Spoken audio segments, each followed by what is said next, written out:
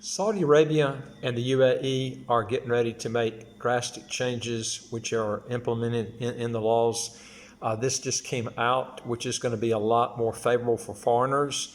I knew this was probably going to be coming because record numbers of people have left these two countries, not just because of the coronavirus, but for other matters too. You have to remember in the UAE, about 85% of the population is expats. So when the expats start to leave in large numbers, it causes a real wreck on the economy. Real estate has been plummeting there. I've talked to people that bought properties back in 2007, and the properties are actually selling for less than what they were back then. And these are cheap properties. We're not talking about the really expensive ones. And they're usually the cheaper ones are usually the ones that hold up their value a lot better. But in this video, I'm actually going to tell you what they're going to actually be doing and how that's going to be a real positive for both countries. Also, if you get a chance, if you will hit the subscribe button to the right of your screen, you'll get new videos as they come out automatically. And also hit the notification bell next to the subscribe button. And I'd like to hear from you. If you got a question or comment, just put it below.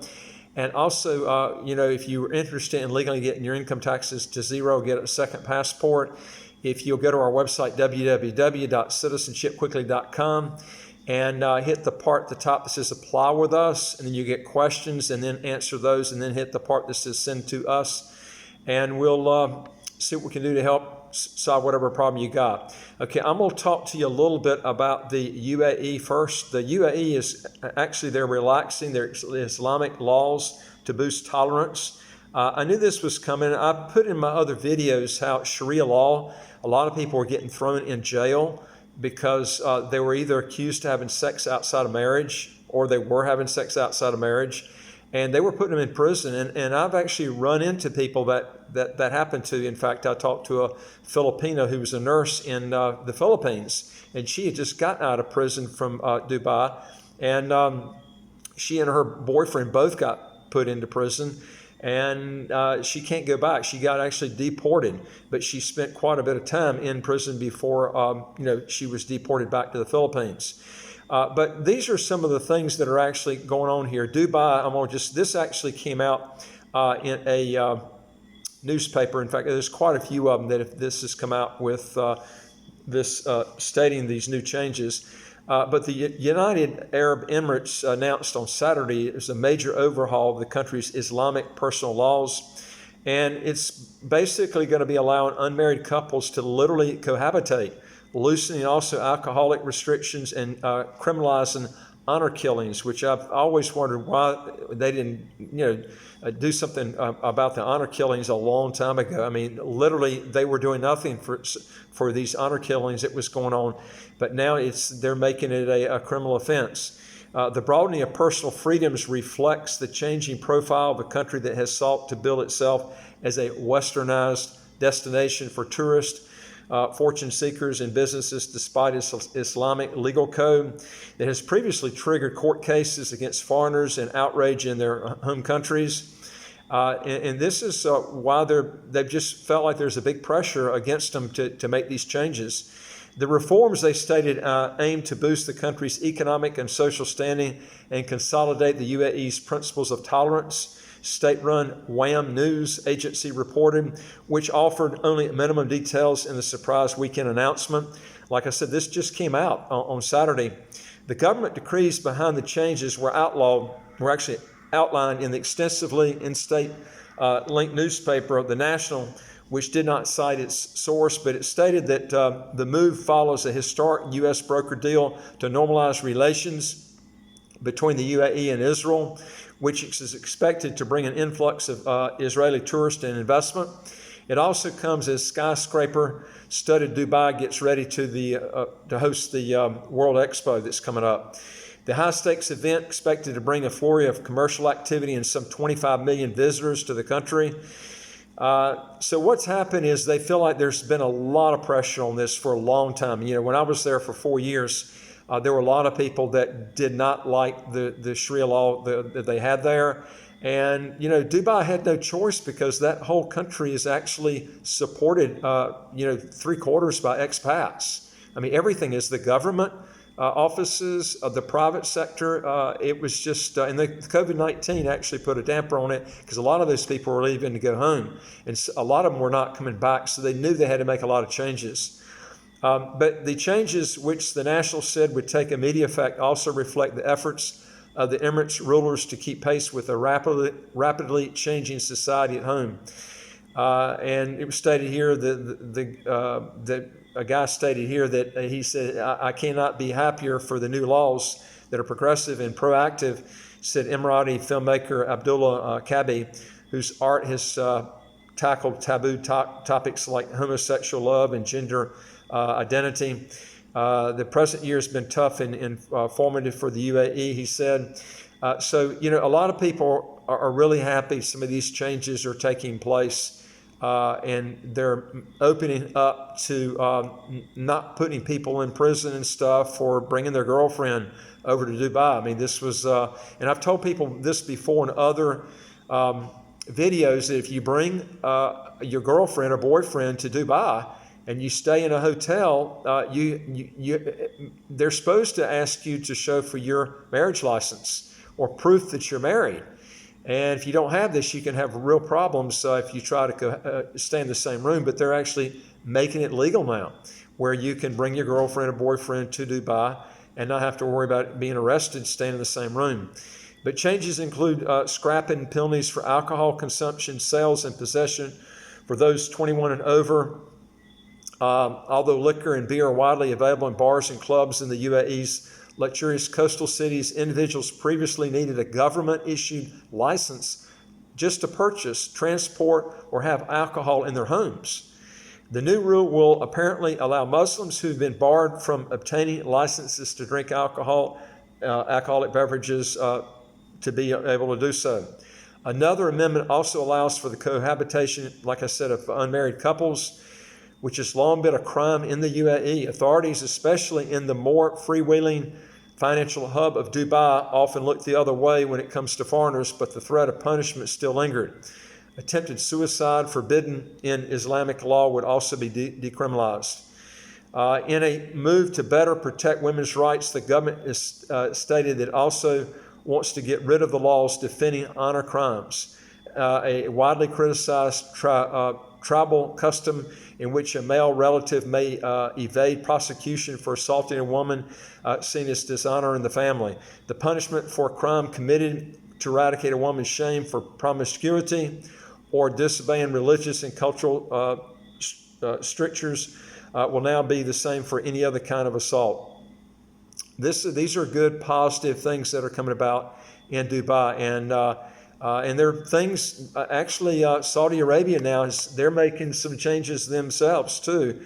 What they're doing is they're making it where if you go to work in Saudi Arabia, you don't have to ask your permission for switching employers. Now, the way it works is whatever's written in your contract, you have to go by that. So if you go to Saudi Arabia, you need to read those contracts very carefully.